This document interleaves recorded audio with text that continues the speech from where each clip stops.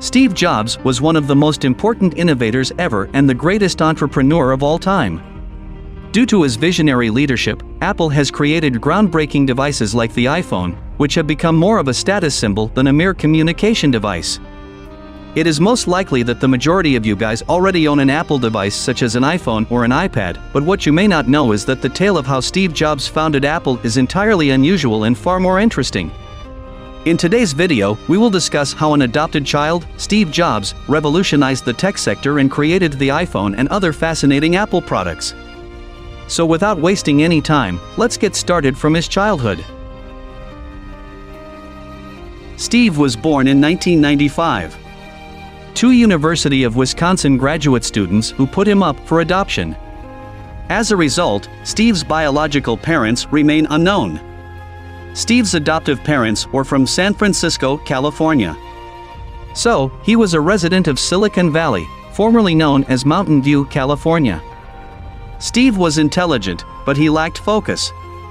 As a kid, Jobs and his dad would fix up old electronics in their garage. His dad used to show him the ins and outs of disassembling and reassembling gadgets.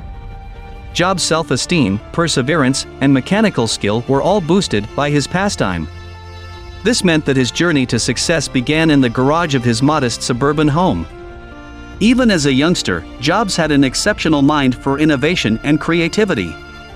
His young life, however, was swallowed up by the institutionalized learning system. His fourth-grade teacher had to bribe him to study since he was such a troublemaker because of the boredom he had in elementary school. They intended to move him directly to high school because of his impressive exam scores. But his parents turned down the offer. After finishing high school, Steve attended Reed University in Portland, Oregon. Again, he became dissatisfied and left college, though he did spend the subsequent year and a half sometimes attending the art programs offered there. As his financial situation worsened, he discovered a passion for typography. After being hired by Atari in 1974, Jobs began working as a video game creator. After being with the organization for a few months, he decided to leave and go to India. He used LSD and other psychedelics while on the Indian subcontinent. In the days that Jobs spent at Homestead High School, he met Steve Wozniak. After that, they went on to start Apple Computers together. Wozniak has remarked in an interview that the two of them were able to work well together because of their shared enthusiasm for electronics. There was a time when they would struggle for hours over digital chips, when few people even knew what a chip was. Wozniak had already created several computer designs before Jobs did, yet the two were still interested in the same things. It was in 1976 when Jobs and Wozniak first began their business partnership, which they dubbed Apple Computer. The firm first operated out of Jobs' garage. Jobs sold his beloved bus, and Wozniak sold his scientific calculator to help finance their new business. Later on, the two men's business would be heralded as a game-changer in the computer industry because it made desktop computers more affordable and user-friendly. Wozniak developed the idea for a line of accessible personal computers, and with Jobs in charge of the business's marketing, they sold them for $666.66 apiece. The business made a profit of almost $774,000 thanks to the Apple I. In the third year after the release of Apple's second model, the Apple II, the business had a 700% rise in sales, reaching $139 million. When Apple went public in 1980, its valuation on the first day of trading was $1.2 billion. Later, Jobs approached PepsiCo marketing guru John Sculley with an offer to become Apple's CEO. Although the company's next several goods were well received, its subsequent products were met with criticism. As a result, IBM's sales eclipsed Apple's, and the latter was forced to compete in a PC-dominated global market. The year 1984, when Macintosh was first released, was a very imaginative and passionate time.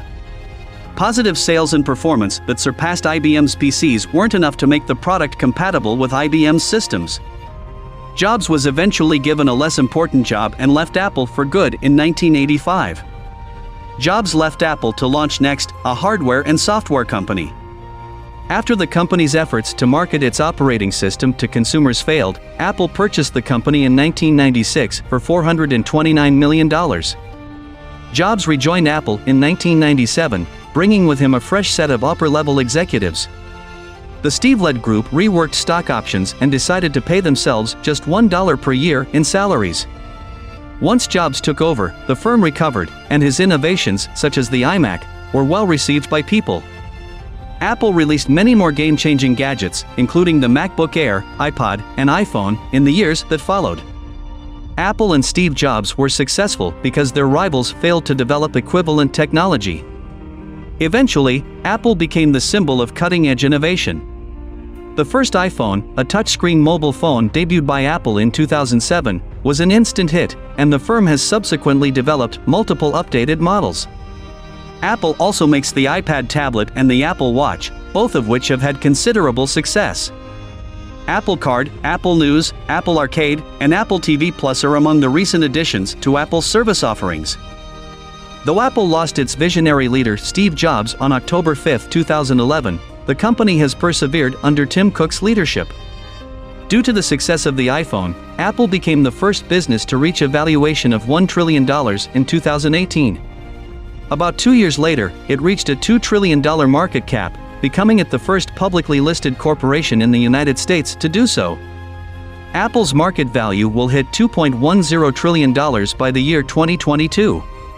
That's all for today's video, guys. Which iPhone model and other Apple products do you use, and for how much time do you have these? Tell us your views in the comments section. Thank you very much for taking the time to watch this video. See you in the next video. Start speech, end speech.